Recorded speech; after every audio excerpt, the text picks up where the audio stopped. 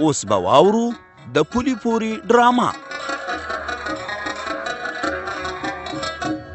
د پولې پورې ډرامې په تېره برخه کې تاسو واورېدل چې تازه ګل خپل معاینات وکړل او د کرونا کومه نښه پکې نه وه. شیرینې هم غوښتل چې معاینات یې وشي، خو تازه ګل ورته وویل چې په کور درته ناسته غوره ده. اوس به دا واورو چې فرید د څه شي په هکله مشوره کوي.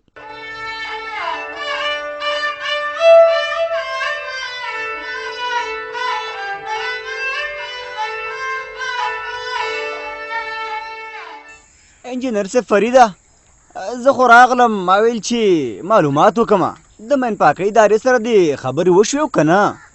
رښتیا وایي، موږ ته احوال راکړه چې څه وشو له خیره سره. مولانا صاحب، ما د مین پاکۍ ادارې ته ایمیل وکړو، خو د بده مرغه چې اوس کار نه کېږي. ولې؟ خبرې پکې ډېرې دي. هغوی ویل چې اوس موږ وزګار نه یو، نور ځایونو کې ډېر کارونه لرو، تاسو ته به نمبر بل وخت درځي. انجینر صاحب فریده، کیدای شي چې د کرونا په وجه یې تګ راتګ بند کړی، ځکه چې د کنډو ګلي کې 2 پیښې شوي دي. په دې خو به خلک خبرېږي خامخا او ډارېږي به هم. او ملک صاحب، د پیښو نه خو خبر دی، خو هغوی د کارونو د زیاتوالي خبره وکړه چې زمونږ کارونه زیات دي او اوس نشو کولی چې هلته درشو. انجینر صاحب فریده، خو تا به ورته ویلي و که نه چې زمونږ ورته اړتیا ډېره ده او سږکال کوچان هم لا دلته پاتې دي. د هغوی خوارانو هم زیاته اړتیا د غره نه پوره کېږي، ځکه چې میږي پکې څری او زمونږ خلک هم غره ته ځي خسو خشاکو پسې. او دا ټولې خبرې مې ورته لیکلې وې، خو بس هغوی داسې ویله نو. انجینر صاحب فریده، هسې خفه نه شي، ما ته د دې خلکو په وړو کې څه شګه ښکاري، خامخا به څه غوړ نه ستوړی غواړي. ملک صاحب، چې هر څه وي، خو ما ته اوس مناسبه نه ښکاري چې بیا ورته یاده کړم. که رښتیا هم هغوی داسې په رشوت باندې کار کوي، نو هېڅکله زه په ژوند هم دا کار نشم کولی چې ګوندې زه د چا ته رشوت ورکړم. زه خو خپله د رشوت مخه نیول غواړم. او بیا مولانا صاحب ناست دی، د رشوت اخیستونکي او ورکوونکي ګناه. ملک صاحب، دا ډېره لویه ده. رښتیا دې وویل، د حدیث پاک مفهوم دی چې رشوت اخیستونکی او ورکوونکی دواړه به په هغه دنیا کې په اور کې الله رب العزت دې موږ ترېنه وساتي. بس یو څه وخت صبر دی، وبه یې کو، کوشش به وکړو چې څوک غره طرف ته لاړ نه شي، تر څو خدای مکه امین پې چاودنه ونه کړي او ځاني زیان ور وانړی.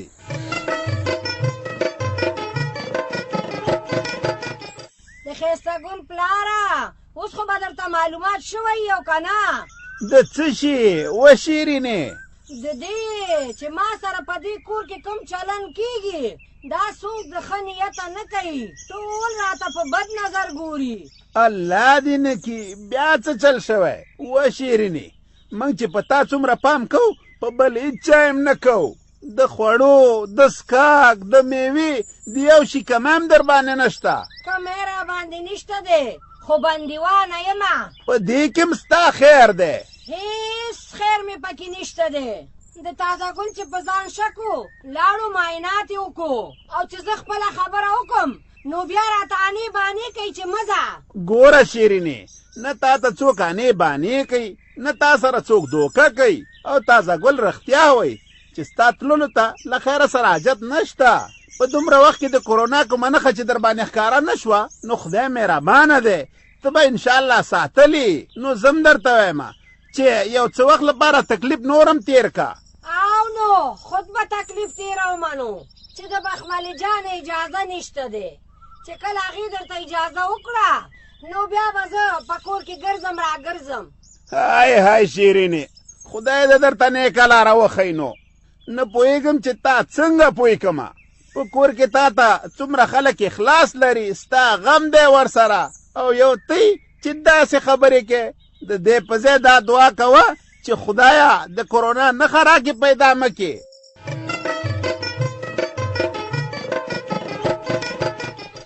یاسر موري، ستاسو خبره مې ومنله. تا ویل چې د خلکو زړونه په خدمت را خپل کا، بس اوس مې له خیره سره خدمت ته ملا وتړله. خو هغه څنګه؟ هغه داسې چې د کنډو کلي خلک د مینونو نه ډېر سخت شکایت کوي او کړېږي ترې، ځکه چې په غره کې مینونه وي نو ډېرې ستونزې وي کوچیانو ته، زمونږ کلیوالو ته. نو ما ویل چې د دې مینونو د منځه وړلو غم ورته اندازه وخورم، نو ښه ده. په دې خاطر مې مطلب شامن پاکانو پسې ولېږه. ملک ماما دا خو ډېر ښه کار وشو، خو په دې هکله د شورا سره مشوره کړې وه؟ د څه شي مشوره؟ ولې ورسره وکړم؟ وایي توره موږ کوو او نوم به بیا د شورا کېږي. پرېږده چې د خلکو ته معلومه شي چې د دوی اصل غمخوار څوک دی. د یاسر پلاره سپوږمۍ درته رښتیا وایي، اول د شورا سره مشوره وکړه. داسې کارونه خو ټول شورا پورې تړلي دي، هسې نه په ځای د دې چې خلک خوشحاله شي درنه زړه بدي نه شي. ځئ تاسو هم څوک په یوه کې نه پرېږدئ. له یوې خوا وایه چې د خلکو خدمت وکړه او د بلې خوا چې د شورا سره مشوره وکړه چې زه کار کوم نو شورا ته حاجت څه دی؟ تاوان توفان دې زما او نوم دې د شورا یادېږي. و ملک ماما خو دا کار د شورا دی. هېڅ نه دی. که د شورا کار و نو تر اوسه پورې به د مینونو غم کړی و که نه؟ خو شورا ته ځان غلی کړی دی، په هغه دغه خلک تېر باسي. بس اوس چې د خیره من پاکان راشي او غر د مینونو پاک شي نو نه به بیا د ملک بادر خپې ټینګېږي او نه د شورا.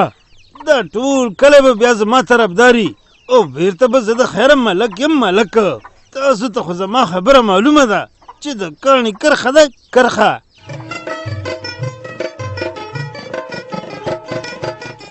انجینر صاحب فریده، تاسو خو اراده کړې وه چې غر د مینونو نه پاک کوي، نو اوس هم څه وکړو؟ چېرته د مین پاکانو درک لګي او که نه؟ عجب ګل کاکا، موږ خو اراده کړې وه، خو د بده مرغه چې اوس کار نه کېږي. کار نه کېږي؟ او که تاسو یې نه کوئ؟ نن سبا خو په کلي کې دا خبره مشهوره ده چې شورا کومه اراده وکړه هغه کار کوي. نو اوس څنګه کار نه کېږي؟ ما د مین پاکۍ دفتر سره اړیکه ونیوله، هغه وویل چې موږ اوس وخت نه لرو، نور کارونه هم ډېر دي او په هغې کارونو باندې بوخت یو. خو تا به ورته ویلي و که نه چې زموږ په غره کې مینونه دي مینونه، څه شلغم نه دي. دا عجب ګل پکې د زمري غوندې سپی مړ شو. عجب ګل کاکا، دا ټولې خبرې مې ورته کړې دي، خو هغې وایي چې ستاسو نمبر وروسته دی، صبر به کوئ. اوس نو معلومه نه ده چې موږ ته به نمبر څه وخت راکوي. زه به داسې ویوه چې بهانې کوو، که نه نو همدې شورا دا مین پاکان مخکې نه راوستي. خو ستاسو اوبه راته داسې خړې غوندې ښکاري. نه عجب ګل کاکا، نه موږ بهانې کوو او نه مو بخړې دي. غر د مینونو څخه پاکول زموږ اشد ضرورت دی. څومره چې مینونه هلته پاتې کېږي نو موږ ته خطر دی او تاوان هم، ځکه نن سبا ته هم ګورې چې بارانونه ډېر دي او سیلابونه راځي. همدغه سیلابونه مینونه د یو ځای نه بل ځای ته وړي. نن یوازې غر په خطر کې دی، سبا ورسره سم هم په خطر کې کېږي. شورا هم دا غواړي چې غر د مینونو څخه په هر صورت پاک شي، خو بس وس هم نشته او پرته له مین پاکانو موږ هېڅ هم نشو کولی، او که یې کوو نو خطر دی، د ژوند سره لوبې دي.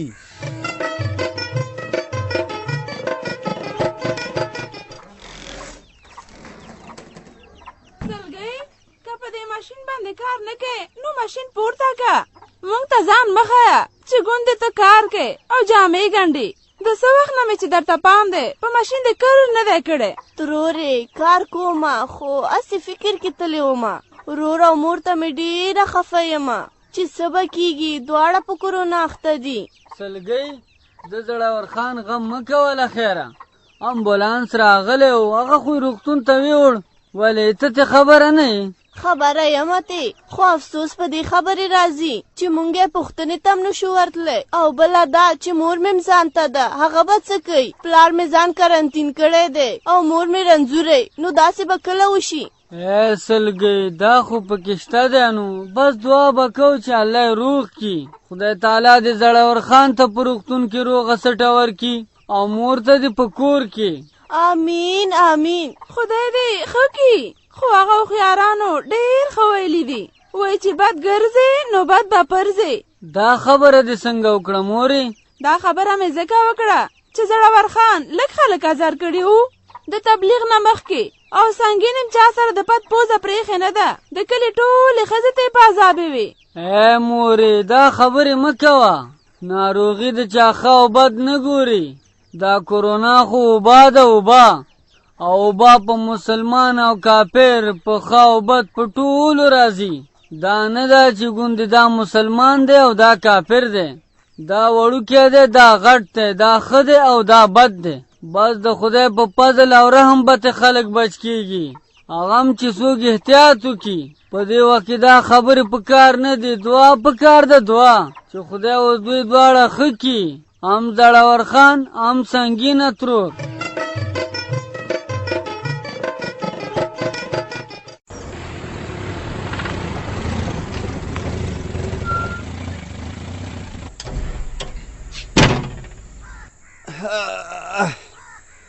هی ستړی ستومانه. مطلب شاه د ولایت نه خو راغلی، اول خو ستړی مه شي. ژوندی اوسې ملک صاحب، الله دې د بچو د غمه وساته. ښه وایه که نه څه دې وکړه؟ بس چې کوم مقصد پسې تللی وم هغه مې ترسره کړه. د مین پاکانو سره خو مې خبره وکړه، د خیر سره کار کیږي. راته یې ویل چې موږ به په خیر درشو. خو څه؟ خو دا چې لږ خواږه مې ورته ومنل چې ورې کړو. مطلب شه د خوږو مطلب څه؟ ملک صاحب مطلب یې معلوم دی، تا ته معلومه نه ده نن سبا ټول کارونه په رشوت کېږي، په رشوت. هغه تا ته چې ما ویل چې زه ورځم څه پټې خبرې دي، نو هغه همدغه خبره وه چې څه خوږو ته یې چل ایښی و. ملا صاحبان خو وایي چې رشوت ورکوونکی او رشوت اخیستونکی به په آخرت کې په لمبو کې. خو د خدای قدرت ته ګوره، بیا زمونږ په وطن کې دا دواړه په مزو کې دي. څوک ورته پورته نشي کتلی او نه څوک د پوښتنې شته. ښه مطلب شه پوه شومه چې کار کېږي نو د پیسو پروا مه کوه، خو ګوره هسې نه چې پیسې مصرف شي او ګټه ونه کړي. ملک صاحب ګټه به څنګه نه کوي؟ وی متللې ملکي به د خیره بیرته راستنه شي. تا ته خو معلومه ده چې زما نوم مطلب شاه دی، مطلب شاه. او مطلب شاه د ژرندې د پلونو د من نه د غنمو دانه روغه راوباسي، روغه. نو دا د ګټې وټې لارې خو ما ته ډېرې ښې معلومې دي.